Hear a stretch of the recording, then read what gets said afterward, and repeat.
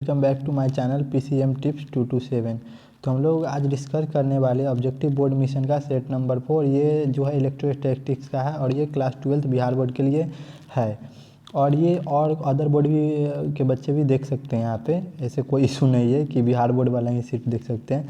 तो चलिए शुरू करते हैं। यहाँ पे अगर ये टोटली MCQ आप देख लेते हैं तो आपका टोटल 35 में 35 मार्क स्कोर कर लेंगे। कहाँ कि यहाँ पर जो ऑब्जेक्टिव लिया जा रहा है वो से इम्पोर्टेंट ऑब्जेक्टिव ही लिया जाएगा और इसमें ही यही ऑब्जेक्टिव बार बार रिपीट होते हैं। तो चलिए स्टार्ट करते हैं और ये आपका चैप्टर वाइज मिल जाएगा। तो यहाँ पे फर्स्ट क्वेश्चन है कूलम्बियन फोर्स इज, यानी कूलम्बियन बल होता है। तो कूलम्बियन बल हम लोग क्या पढ़े थे, दो चार्ज था और दो चार्ज के बीच डिस्टेंस था r, और इस दोनों चार्ज Q1 और Q2 के बीच जो फोर्स लगता था उसी को हम लोग बोलते थे कूलम्बियन फोर्स। तो ये क्या होता था, एक ये केंद्रीय बल, फर्स्ट बोला है ये में सेंट्रल फोर्स होता है, ये क्या होता है केंद्रीय बल। तो ये बिल्कुल सही है, ये एक चार्ज के सेंटर से दूसरे चार्ज के सेंटर में ये फोर्स लगता था। तो ऑप्शन नंबर ए सही है। और बी में पढ़ लेते हैं विद्युत बल होता है, ये भी सही है, ये विद्युतीय बल भी होता है। ऑप्शन सी बोले बोथ ए एंड बी, ए तथा बी दोनों, तो ये भी बिल्कुल सही है। ऑप्शन नंबर सी इसका राइट आंसर हो जाएगा। देखिए 1 state coulomb is equal to dash coulomb, तो इसका क्या हो जाएगा, 1 स्टेट कूलम इजकल टू होता है 1/3 इंटू 10⁻⁹ कूलम। तो इसका सही आंसर हो जाएगा ऑप्शन नंबर डी। अगर एग्जाम में आपको इस प्रकार भी देखो 0.3 × 10⁻⁹, तो ये भी सही होगा। तो आप अपना हिसाब से देख लीजिएगा कि किस टाइप से आता है। यहाँ पर देखिए 1 कूलम आवेश इजकल टू डैश ESU, तो 1 कूलम इजकल टू हो जाता है 3 × 10⁹ ESU। तो इसका सटीक आंसर है ऑप्शन नंबर ए। यहाँ पर देखिए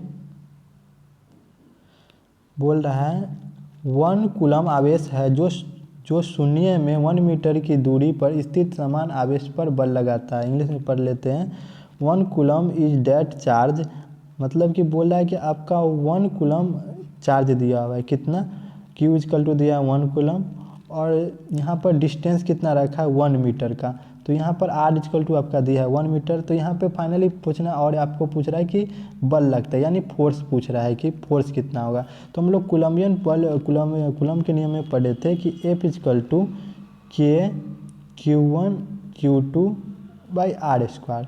तो यहाँ पे हम लोग दिया है वह चार्ज दिया हुआ है 1 कूलम, यहाँ पर भी 1 कूलम डालेंगे और R दिया हुआ यहाँ पर 1, और K का वैल्यू होता है 9 × 10⁹।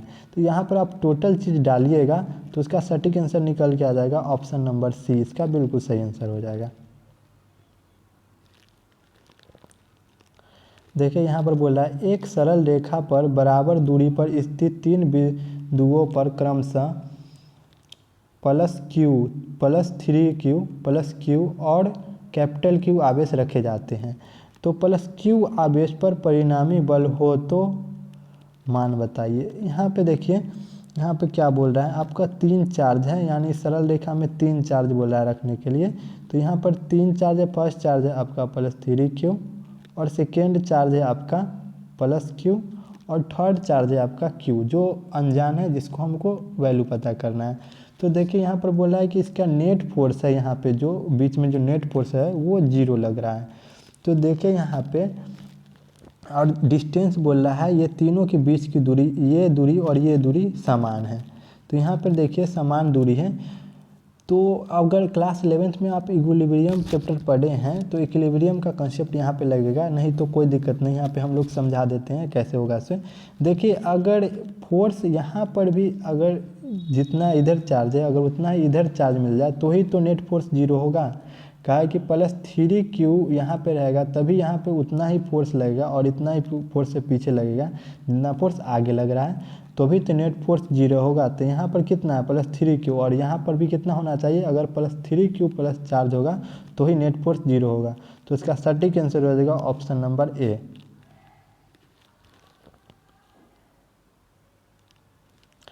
देखिए यहाँ पर किसी अचालक पदार्थ के गोले को आवेश देने पर वह वितरित होता है। तो ऑप्शन पर लेते हैं ऑन द सरफेस, यानी सरफेस पे, ये बिल्कुल गलत है। इनसाइड पॉइंट ये कंडक्टर में होता है कि सरफेस पे हो जाता है, बट सरफेस पे चार्ज डिस्ट्रीब्यूट होता है, यानी चार्ज प्रवाहित होता है सरफेस पे, बट यहाँ पर बोल रहा है अचालक। ऑप्शन नंबर बी पढ़ लेते हैं, इनसाइड पॉइंट विथ सरफेस, यानी सतह के अंदर के अलावा बाहर भी, ये बिल्कुल गलत है ये भी। यहाँ पे थर्ड नंबर कोई ओनली भीतर, ये भी गलत है। तो इसका ऑप्शन नंबर डी बिल्कुल सही आंसर हो जाएगा, इनमें से कोई नहीं। यहाँ पे पढ़ लेते हैं, देखिए क्वेश्चन नंबर 7, किसी परावैद्युत का परावैद्युतांक यदि एप्सिलॉन आर हो और उसमें निमग्न दो बिंदुओं आवेश के बीच क्रियाशील बल F हो तो परावैद्युत हटा देने पर उस दोनों आवेशों के बीच क्रियाशील बल होगा। यानी देखिए पहले से ही कोई चार्ज लिया गया है और चार्ज को कहाँ रखा गया है, कोई डाइलेक्ट्रिकल मीडियम एप्सिलॉन आर में रखा गया, कोई मीडियम है जिसका डाइलेक्ट्रिकल कांस्टेंट एप्सिलॉन आर है और उसी में रखा गया है किसको, कोई चार्ज को। तो चार्ज को रखा गया है, तो वही पूछ रहा है कि अगर हम डाइलेक्ट्रिकल मटेरियल हटा देते हैं तो उसमें फोर्स कितना लगेगा। तो देखिए इसका सटीक आंसर हो जाएगा ऑप्शन नंबर बी। अगर डाइलेक्ट्रिकल मटेरियल हटा देते हैं तो एप्सिलॉन नॉट आर से एप्सिलॉन आर से गुना हो जाता है। तो इसका सटीक answer option number B. Question number 8 देख लेते हैं, किसी बिंदु आवेश Q से r दूरी पर विद्युत क्षेत्र की तीव्रता का परिणाम होगा। तो देखिए यहाँ पे क्या बोला जाता है, हम लोग पढ़े थे E= होता है KQ/r², जहाँ Q होता था क्या 1/4 एप्सिलॉन नॉट। तो इसका सही आंसर हो जाएगा ऑप्शन नंबर बी। और ये जो होता है 1/4 एप्सिलॉन नॉट Q/r, ये जो ऑप्शन नंबर है ये होता है वोल्ट का, वोल्ट निकालने के लिए ये फॉर्मूला होता है। तो चलिए नेक्स्ट क्वेश्चन पर चलते हैं।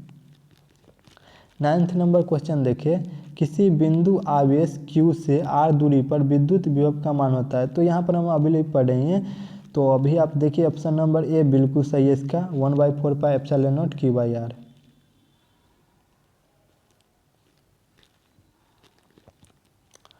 देखिए यदि गोले पर 10 म्यूसी आवेश हो तो उसकी सतह पर विद्युतीय फ्लक्स है। तो देखिए यहाँ पर विद्युतीय फ्लक्स के हम लोग फार्मूला पढ़े थे गॉस लॉ में, Q enclose by epsilon not. तो यहाँ पर Q अगर रखते हैं और एप्सिलॉन नॉट Q का मान यहाँ पर दिया हुआ है कितना, 10 × 10⁻⁻6। अगर Q यहाँ पर रखते हैं, सॉरी बच्चों, यहाँ पे 6 लिखने में नहीं बन रहा, अब हो गया। तो यहाँ पे अगर ये रखते हैं फ्लक्स के जगह पर, यहाँ पे Q के जगह पर ये डालते हैं और एप्सिलॉन नॉट की जगह पर 18 पॉइंट कुछ डालते, तो ये आंसर नहीं आने वाला, क्योंकि एप्सिलॉन नॉट को यहाँ पर आंसर दिया हुआ है पाई में और यहाँ पे जो दिया हुआ है एप्सिलॉन नॉट का वैल्यू हमको पाई में लाना है। तो इसके लिए हमको क्या पढ़ना पड़ेगा, देखिए 9 × 10⁻9 ये पढ़े थे हम, किसका वैल्यू 1/4 एप्सिलॉन नॉट का। तो यहाँ पर देखिए एप्सिलॉन नॉट का, यहाँ पर देखिए हम लोग पाई को इधर ले जाएंगे 4 को, और यहाँ पे हम एप्सिलॉन नॉट का वैल्यू निकाल लेंगे और तब डालेंगे एप्सिलॉन नॉट जो यहाँ पर है Q/एप्सिलॉन नॉट। तो वैल्यू निकाल के डालेंगे यहाँ पे, तो आपका सटीक आंसर आ जाएगा ऑप्शन नंबर डी। तो thanks for watching this video, और इसी तरह के ऑब्जेक्टिव के लिए हमारे चैनल से जुड़े रहिए और like share and subscribe please बच्चों।